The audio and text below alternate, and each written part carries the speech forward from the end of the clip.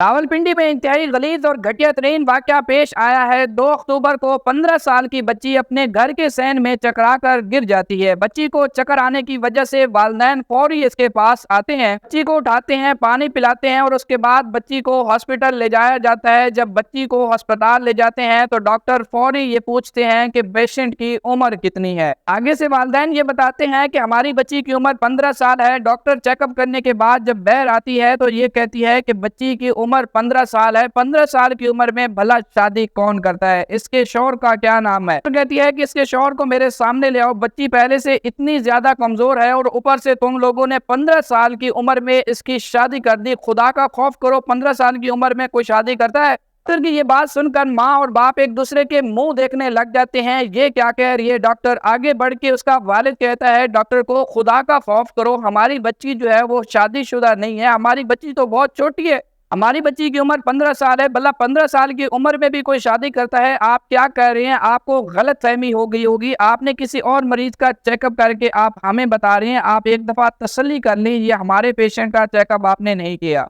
अब डॉक्टर्स आगे से वालिदैन को ये जवाब देते हैं कि हमारा रोजाना का काम है, हम इस तरह के केसेस डेली बेस के ऊपर जो है वो चेकअप करते हैं। आपकी बच्ची जो है वो प्रेग्नेंट है, वो भी 15 साल की उम्र में, और इतनी ज्यादा कमजोर होने की वजह से इसके तो जान का भी खतरा है। डॉक्टर जो है वो वालिदैन को ये बताते हैं कि आपकी बच्ची जो है वो 4 माह से प्रेग्नेंट है और बच्ची के पेट के अंदर जो बच्चा पल रहा है वो 4 माह का है। बात सुनकर वालिदैन हक्के बक्के रह जाते हैं और वालिदैन एक दूसरे का मुंह तकते रहते हैं। डॉक्टर्स ये क्या कह रहे हैं। अजीन, अब इसके बाद डॉक्टर्स की जानिब से फौरी तौर पे पुलिस स्टेशन में कॉल की जाती है, जिसके बाद डॉक्टर्स की फौरी इतला के ऊपर जो है वो मुतलका चौकी की नफरी जो है वो अस्पताल पहुंचती है। तो कमरे में दाखिल होने के बाद बच्ची से बातचीत शुरू करती है। बच्ची को जैसे ही होश आता है तो बेड के एक साइड पे पुलिस और दूसरी साइड पे माँ बाप है। जो है वो अपनी बेटी से बड़े प्यार और तहम्मुल के साथ सिर्फ एक सवाल पूछते हैं कि बच्चे, जो डॉक्टर कह रही हैं कि इसके बारे में सच है या झूठ, हमें सच सच बात बताओ। इसके बाद यही सेम सवाल पुलिस भी इस बच्ची से करती है कि बच्चे जल्दी से बताओ, जो डॉक्टर जो बात कह रही हैं वो सच है या झूठ, इसमें कितनी सच्चाई है ये तुम ही बता सकती हो, ये काम करने वाला शख्स कौन था।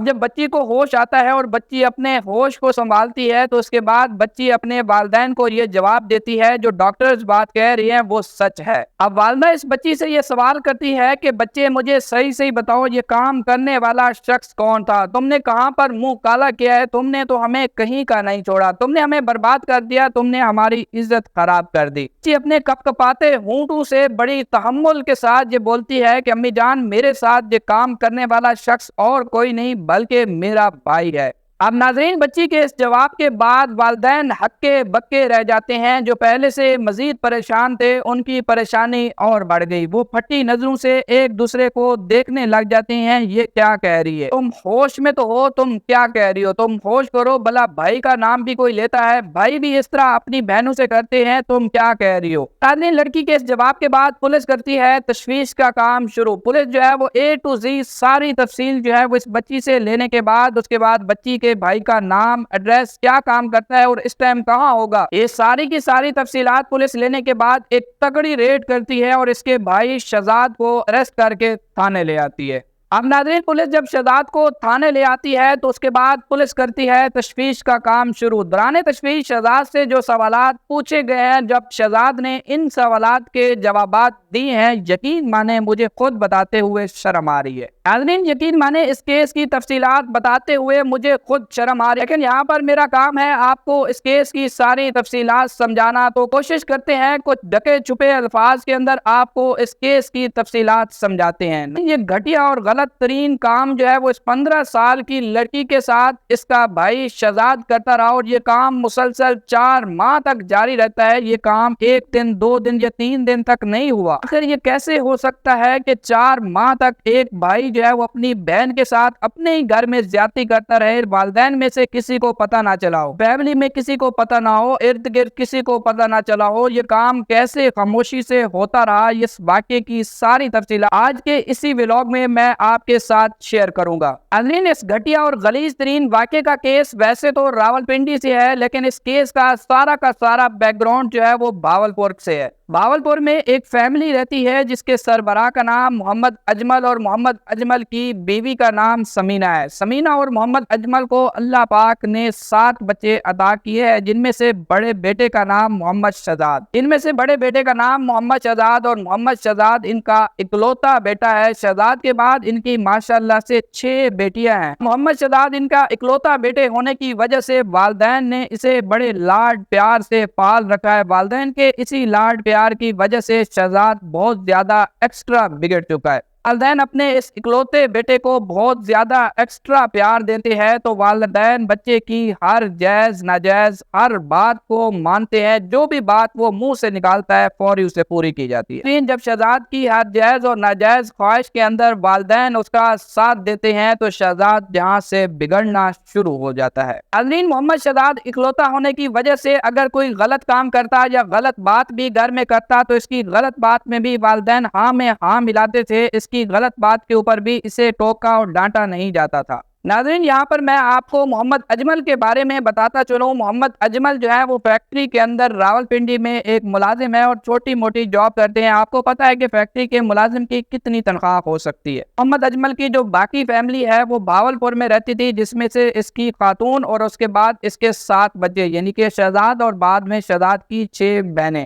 ناظرین، میں یہاں پر آپ کو یہ بتاتا چلوں، محمد اجمل کی تنخواہ کیونکہ بہت زیادہ معقول تھی، اتنا زیادہ اچھی تنخواہ نہیں تھی۔ وہ اپنے تنخواہ کے حساب سے کبھی کبھار جو ہے وہ راولپنڈی سے بھاولپور چکر لگاتا تھا، اپنی فیملی کو ملنے کے لیے آتا تھا۔ یہ آپ لوگوں کو پتا ہے کہ جب والد گھر سے باہر ہوتا ہے تو بچے، خاص طور پہ جو لڑکا ہوتا ہے، وہ کہاں اپنی ماں کی بات مانتا ہے، اپنی ماں کے قابو میں تو بالکل بھی نہیں آتا، کیونکہ اس کا والد اس کے گھر میں نہیں ہوتا تھا اور والدہ سے یہ قابو نہیں آتا تھا۔ اس لیے شہزاد کی سنگت جو ہے وہ غلط لوگوں کے ساتھ شروع ہو جاتی ہے اور شہزاد یہاں سے بگڑنا شروع ہوتا ہے۔ شہزاد کی ماں سمینہ کو اس بات کا ڈر تھا کہ شہزاد ایسا ایسا بگڑتا جا رہا ہے اور اس کا یہ بگڑنے والی حالت اس کی ماں کو بہت زیادہ اچھی نہیں لگتی تھی۔ والدہ اس کی بہت ڈانٹتی تھی اس بات کے اوپر اسے، لیکن اس کے والد جو تھے وہ راولپنڈی میں کام کرتے تھے، اس لیے یہ والدہ کی بات بالکل بھی نہیں مانتا تھا۔ شہزاد کے اسی بگڑ جانے کے ڈر کی وجہ سے شہزاد کی والدہ اجمل کو یہ کہتی ہے، یعنی کہ اپنے خامند کو یہ کہتی ہے کہ شہزاد دن بہ دن بگڑتا جا رہا ہے اور مجھے یہ خوف ہے کہ شہزاد بہت زیادہ بگڑ نہ جائے۔ تم ایسا کرو، وہیں پر راولپنڈی میں کہیں کرائے کا مکان ڈھونڈو اور وہیں پر اپنی فیملی کو لے جاتے ہیں۔ تم اپنی نظر کے اندر شہزاد کو رکھو گے تو شہزاد کی تربیت اچھی ہوگی، ورنہ یہاں پر شہزاد بہت زیادہ بگڑتا جا رہا ہے۔ محمد اجمل اپنی بیوی کو کہتا ہے کہ تمہیں پتا ہے کہ میری تنخواہ اتنی زیادہ اچھی نہیں ہے، لیکن پھر بھی میں کوئی کرائے کا مکان دیکھتا ہوں اور اس کے بعد انہیں یہاں پر لے آتا ہوں۔ اجمل اپنی بیوی کے کہنے کے اوپر جو ہے وہ گلشن آباد کے اندر کرائے کا ایک مکان ڈھونڈتا ہے اور پھر وہاں پر اپنی فیملی کو شفٹ کر دیتا ہے۔ ناظرین، محمد اجمل جب اپنی فیملی کو راولپنڈی لے جاتا ہے، اس ٹائم تک شہزاد کی عمر 18 سال ہو چکی تھی اور شہزاد اب تک ٹھیک ٹھاک بگڑ چکا تھا۔ جب محمد اجمل اپنی فیملی کو وہیں پر شفٹ کرتا ہے تو اس کے بعد یہ اپنے بیٹے شہزاد کو کہتا ہے کہ بیٹا اب تم بڑے ہو گئے ہو، تم جوان ہو گئے ہو، اب تمہیں کوئی نہ کوئی کام کرنا پڑے گا، تم وہیں پر جو عیاشی کرتے تھے کرتے رہے ہو، اب یہاں پر عیاشی نہیں چلے گی۔ اب محمد اجمل اپنے بیٹے شہزاد کو کہتا ہے کہ میری بات غور سے سنو، یہاں پر ہمارے بہت زیادہ خرچے ہیں، تمہیں بھی میرا ہاتھ بٹانا پڑے گا، اگر تم میرا ہاتھ نہیں بٹاؤ گے تو یہاں پر اخراجات بہت زیادہ ہیں اور یہ سارے اخراجات میں خود ہینڈل نہیں کر سکتا، تو اس لیے تمہیں کام کرنا پڑے گا۔ محمد اجمل اگلے دن کیا کرتا ہے کہ بیٹے کو پکڑتا ہے اور جا کے ایک نئی کی دکان پہ کھڑا کر دیتا ہے اور اسے کہتا ہے کہ تم یہ کام سیکھو اور اس کے بعد جب تم اچھے کاریگر بن جاؤ گے کسی اور دکان کے اندر ایز اے کاریگر میں کھڑا کر دوں گا، جس کے بعد ہمارے گھر کا سرکٹ ایک اچھا چلنے لگ جائے گا۔ میرے خیال میں اب یہاں تک بہت زیادہ ڈیٹیل کے ساتھ میں نے آپ کو بتا دیا اور اب آتے ہیں اپنے اصل وقوع کی جانب۔ ناظرین، یہاں پر لڑکی کی میں شناخت بالکل بھی نہیں کروں گا اور آپ کو پتا ہے میں اپنے کسی بھی کیس کے اندر لڑکی کی شناخت نہیں کرتا۔ شناخت اس لیے نہیں دی جاتی تاکہ اس فیملی کی ریپوٹیشن اور ان کی عزت کے اوپر کوئی بات نہ کرے۔ ناظرین، اس کیس کی تفصیلات سمجھانے کے لیے ہم اس لڑکی کا ایک فرضی نام رکھ لیتے ہیں، حریم۔ حریم کی عمر 15 سال اور حریم کے بھائی شہزاد کی عمر 18 سال، یعنی کہ شہزاد حریم سے بڑا تھا اور ان کے بعد ان کے 5 اور بہنیں تھیں۔ लेकिन शुरू में मैंने आपको ये बताया था कि 2 अक्टूबर को 15 साल की बच्ची अपने घर के सहन में खड़ी होती है और चक्कर आता है और गिर जाती है। वालिदैन उसके पास आते हैं, उसे उठाते हैं, पानी पिलाते हैं और उसके बाद अस्पताल ले जाया जाता है। अस्पताल ले जाने के बाद पुलिस और वालिदैन जो भी सवालात पूछते हैं वो मैं तफसीलन आप लोगों को बता चुका हूँ। और उसके बाद एक लड़के यानी कि इसके भाई शहजाद को पुलिस गिरफ्तार करके तशवीश करने के लिए ले आती है। अब मुद्दे पे आते हैं कि तशवीश के दौरान पुलिस ने जो शहजाद से सवालात पूछे हैं, शहजाद ने उन सवालात के जो जवाबात दी हैं उसे सुनने के बाद एक दफा आप अपने कान पकड़ने पे मजबूर हो जाएंगे। नाज़रीन, तशवीश के दौरान पुलिस शहजाद से ये सवाल करती है कि हाँ भाई बता, ये सारा चक्कर तूने कैसे चलाया, ये सारा काम तुम कैसे करते रहे और घर में से किसी को क्यों नहीं पता चला। दौरान तशवीश मुजरिम अपने जुर्म का इतराफ करते हुए ये कहता है कि ये काम मुसलसल 4 महीने से हो रहा था और ये काम मैं ही कर रहा था। पुलिस शहजाद से ये सवाल करती है कि तुम नई की दुकान से भागे क्यों नहीं। मोहम्मद शहजाद ये बताता है कि मैं नई की दुकान से कैसे भागता, मुझे तो पता ही नहीं था, मैं तो सुबह काम के सिलसिले में नई की दुकान पे आया था, मुझे इस बात का बिल्कुल भी अंदाजा नहीं था कि पीछे इतना कुछ हो गया है। मेरी बहन की तबीयत खराब हो गई है, उसे अस्पताल ले आया गया है और इसके बाद ये सारी तफसीलात मुझे थाने में आकर ही पता चली है। नाज़रीन, ये सारी की सारी तशवीश जो थी वो वालिदैन के सामने हो रही थी। अब वालिदैन ये सारा कुछ अपने कानों से सुन रहे थे जो मोहम्मद शहजाद ने बताया। पुलिस कहती है कि भाई घर के अंदर इतने ज्यादा अफराद थे, तुम्हारी वालदा थी, तुम्हारे वालिद थे और इसके साथ जो है वो तुम्हारे बाकी 6 बहनें भी घर में मौजूद थी। इन तमाम लोगों की अदम मौजूदगी के अंदर तुम इतना बड़ा काम कैसे कर लेते थे, ये तफसीलन हमें बताओ कि ये काम तुम कहाँ और कैसे करते थे। अब नाज़रीन, शहजाद क्या बताता है कि पहले दिन जब मैं हरीम के पास आया तो रात काफी हो चुकी थी, सारे लोग सो चुके थे। मैं हरीम के बाजू से उसे पकड़ता हूँ और घर की छत पर ले जाता हूँ। जब मैं उसे घर की छत पर ले जाता हूं तो उसके बाद मैं उसे कहता हूं कि तुम्हें मैं यहीं से फेंक कर मार दूंगा, मेरी बात मानो। और उसके बाद हरीम जो है वो खौफ ज़दा हो जाती है, डर के मारे कांपने लग जाती है और उसके बाद वहीं पर छत पे मैं अपनी हवस को बुझाता हूं।